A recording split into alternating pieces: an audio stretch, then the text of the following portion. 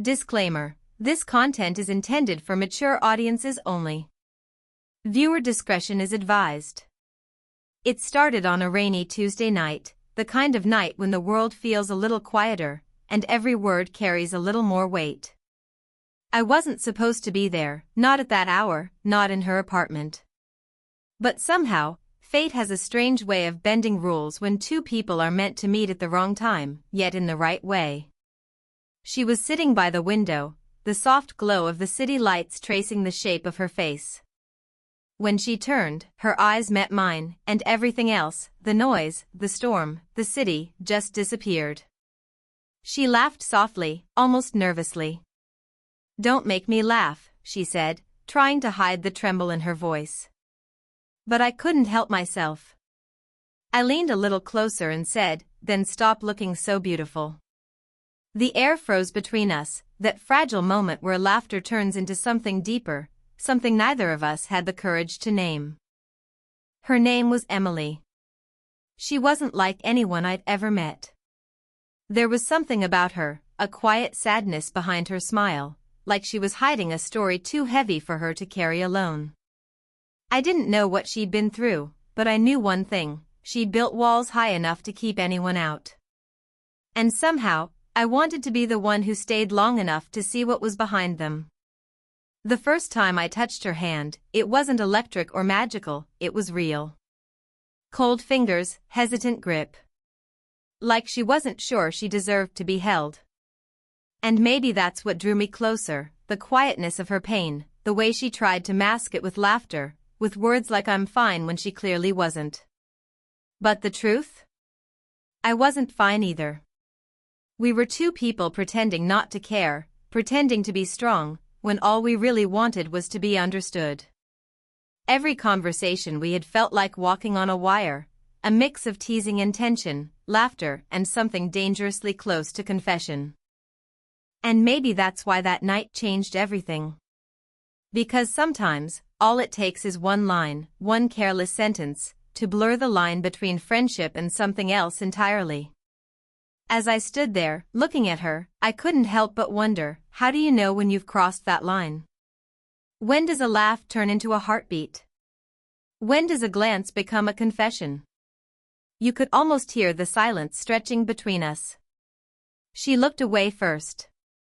And just when I thought she might say something, her phone buzzed. The name on the screen made her freeze, and in that instant, I realized there was more to her story than she ever let me see. But what was she hiding? And why did it feel like I was about to find out the hard way? Before we dive into what happened next, tell me, what do you think? Was it fate, or just a dangerous game of timing and temptation? Comment below, and don't forget to vote in the poll: can two people fall for each other if both are pretending not to care? The name flashing on her phone stayed on the screen just long enough for me to read it: Daniel. She quickly turned the phone over, face down, pretending it didn't matter. But it did. I saw the way her smile faded for a second, how her eyes went distant like she'd just remembered something she'd been trying to forget. I didn't ask who he was. I wanted to, but something in me said it wasn't the right time. Some answers only come when silence is ready to give them away. We ended up sitting there for a while, watching the rain slide down the glass. It was quiet, almost peaceful. She talked about her work, her love for late-night coffee, and how she hated Mondays more than anyone should. I told her about my writing, how I found stories in ordinary moments, like the way she stirred her coffee slowly, as if thinking of something far away. But behind all that small talk, there was something neither of us wanted to name. It was in the way she kept avoiding my eyes, in how her laughter felt both real and forced at the same time. I could sense she was holding on to something, a memory, maybe a promise. And the more time I spent with her, the more I wanted to know what it was. That night, after I left her apartment, I couldn't stop thinking about her. The sound of her voice, the way she said my name, it played in my head like a song that wouldn't end. I told myself it was just curiosity, that I wasn't falling for her. But every time I tried to believe that, her laugh would echo in my mind, pulling me right back to that window, that rain, that look she gave me when I said she was beautiful. Days passed, but we kept seeing each other, sometimes for coffee, sometimes just to talk. She had a habit of showing up unexpectedly, always with that same half-smile that made it impossible to guess what she was thinking. But every time she walked away, she left behind a question I couldn't shake off. One evening, she finally mentioned Daniel. Just his name, nothing more. Her tone was soft, but her eyes told a story she didn't want to share. All she said was, "Some people leave without saying goodbye. Others say goodbye but never really leave." Then she changed the subject, leaving me caught between wanting to know more and being afraid of what I might find out. There was something magnetic about her, a pull that felt dangerous but impossible to resist. And even though part of me knew I was walking straight into something complicated, I couldn't turn away. Sometimes love doesn't arrive with answers. It comes with questions you're too afraid to ask. The more I tried to understand Emily, the less I actually knew. She had this way of opening up just enough to make me feel close, then shutting down before I could get too far in.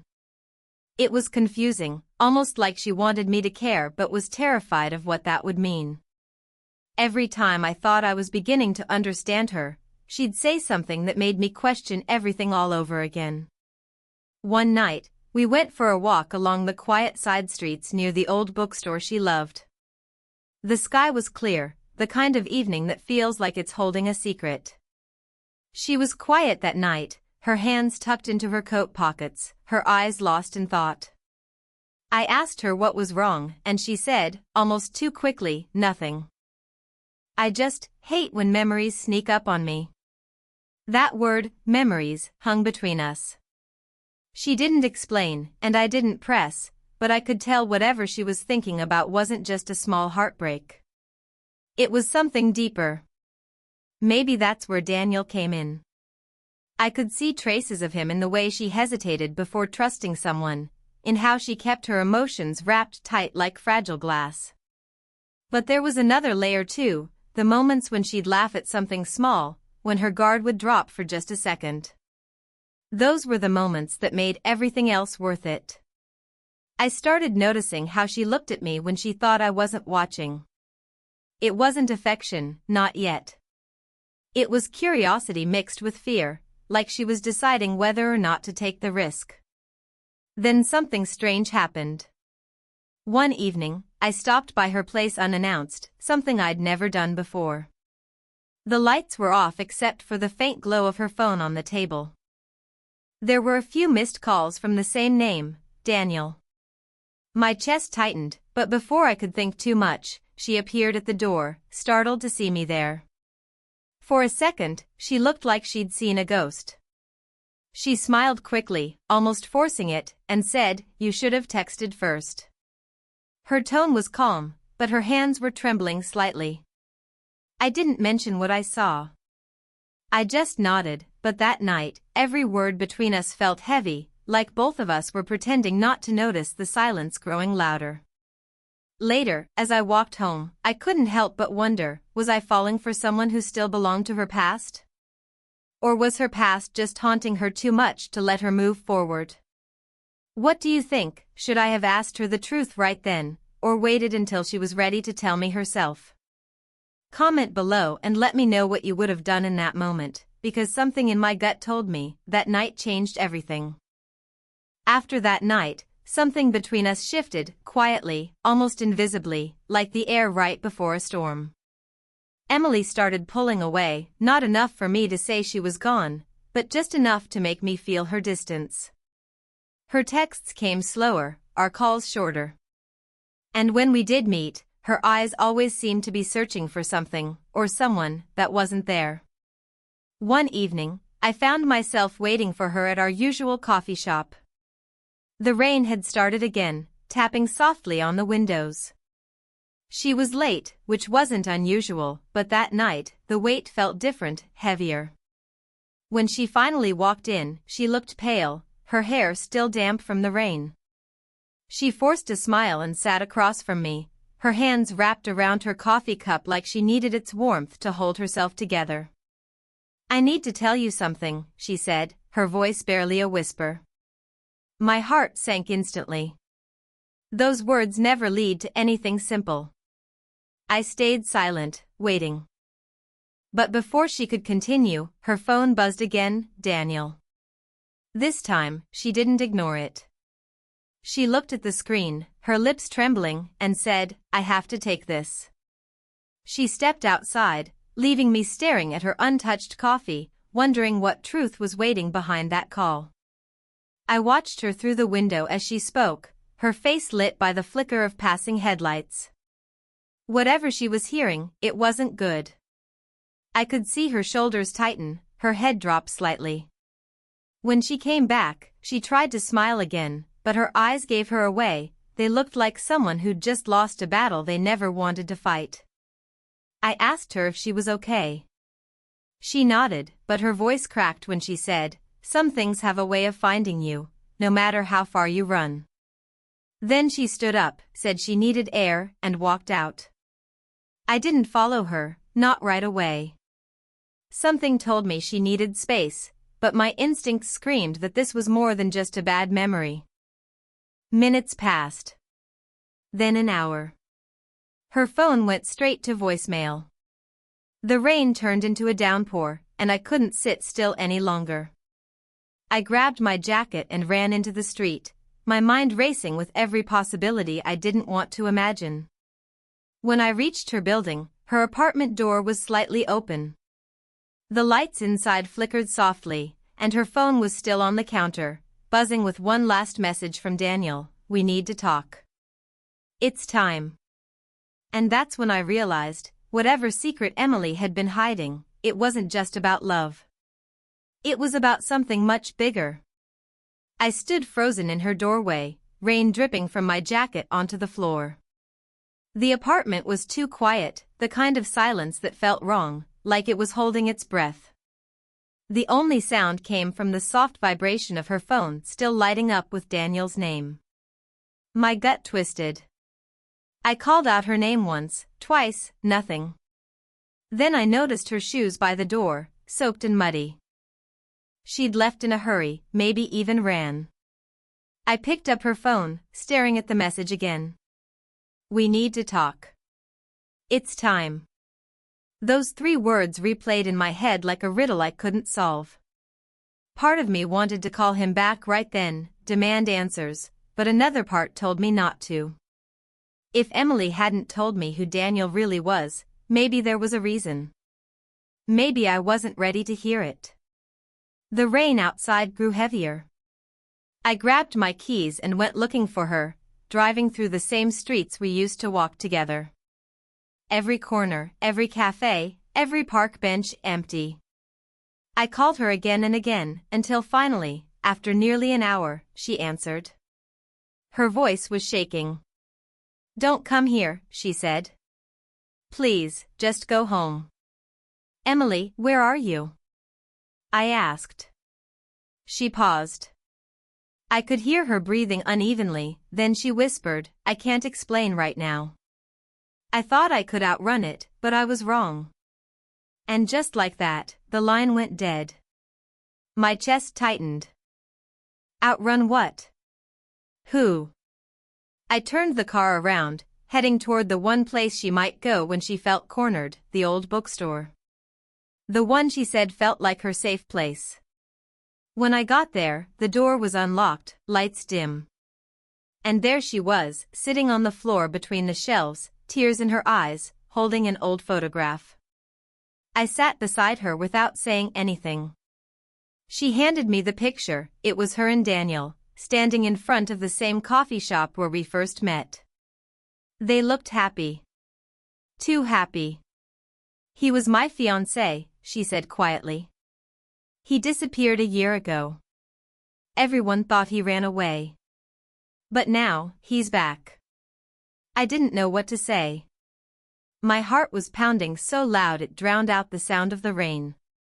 "Back? You mean," she cut me off. "He's been following me. Watching. He sent that message because he knows I'm not alone anymore. For the first time, I saw fear in her eyes that wasn't just emotional, it was real, tangible. I looked around, suddenly feeling like we weren't as alone as I thought. Then, from outside the window, headlights flashed briefly. A dark car slowed down in front of the bookstore before disappearing down the street. Emily grabbed my hand, her fingers trembling. "You shouldn't have come," she whispered. "He doesn't want me with anyone else." That moment hit harder than anything before, not just jealousy, not heartbreak, but something dangerous. The story I thought I was living, a quiet romance built on laughter and pain, was turning into something else entirely. The storm outside hadn't slowed, and neither had my heartbeat. Emily was still gripping my hand tightly, her eyes darting toward the window every few seconds like she expected someone to burst through it. I wanted to tell her everything would be fine, but the truth was, I didn't believe that myself. "Emily," I said quietly, "we can go to the police. If he's threatening you, we can stop him." She shook her head fast. "You don't understand. I tried before. No one believed me. They said he was gone, that he'd never come back." Her voice broke, trembling between fear and disbelief. "But he's here. He's been here all along." Just then, a shadow moved across the glass window of the bookstore. I turned quickly, my pulse racing.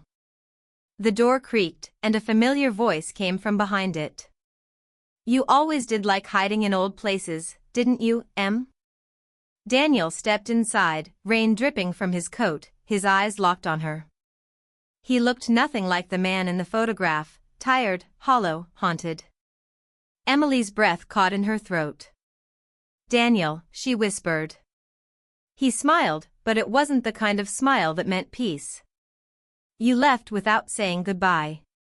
I waited. I searched. "And when I finally let go, you replaced me." He looked at me then, eyes sharp, filled with something between anger and heartbreak. "So this is him?" I stepped in front of her instinctively. "She doesn't owe you an explanation," I said, my voice unsteady but firm. He laughed softly. "You think you know her story?" He pulled something from his coat pocket, a small notebook, edges worn. "Everything she told you, she told me first." Emily's face went pale. "Daniel, please don't," but he kept talking. "All those stories about pain, love, fear, they weren't random. They were about us." The air felt like it cracked open between us. I turned to Emily, searching her eyes for truth, but she couldn't meet my gaze. "I didn't mean to lie," she said. "I just wanted to start over. But when I met you, everything got tangled again." Daniel sighed and dropped the notebook on the floor. "I came here to end this, Emily. For both of us." Before I could react, he stepped outside into the rain. She ran after him, shouting his name. A car horn blared, tires screeched, and then silence. I ran out, heart pounding, and saw Daniel's coat lying in the street, but he was gone. Completely gone. No trace. Emily stood frozen, shaking, whispering, "He always disappears when it rains." That night, as the storm cleared, I found the notebook he'd left behind. The last page had her handwriting, dated yesterday. The night after Daniel disappeared, the city felt different, quieter, emptier, like it was holding its breath for an ending no one could explain. Emily sat beside me on her couch, wrapped in a blanket, her eyes still red from crying. Neither of us spoke for a long time. The sound of the rain had stopped, but the silence it left behind was even louder. She finally whispered, "Do you believe me now?" I nodded slowly. I didn't have all the answers, I wasn't even sure what I'd seen, but I knew the fear in her eyes was real. Whatever Daniel was, whether a ghost from her past or something far less explainable, he had finally let her go. Maybe that was his way of saying goodbye. In the days that followed, Emily tried to move forward. She started writing again, this time not about pain, but about healing, about learning to forgive the parts of yourself that loved the wrong people too long. I helped her pack away the things she didn't need anymore, the old photos, the books she hadn't touched since him, the memories she'd been too afraid to face. But one thing she kept, the notebook. She said it reminded her that the past isn't always something to erase. Sometimes it's what shapes who you become. A month later, we met again at the same coffee shop where everything began. The same window seat, the same quiet hum of rain in the background. She looked lighter now, like she could finally breathe again. When she smiled, it wasn't forced. "You once told me to stop looking so beautiful," she said, laughing softly. "Maybe you should stop making me laugh." I smiled back. "Maybe I don't want to." It wasn't a grand ending, no perfect words, no promises of forever. Just two people finally learning to live with what was left behind. And maybe that's what love really is, not fixing someone's past, but standing beside them while they face it.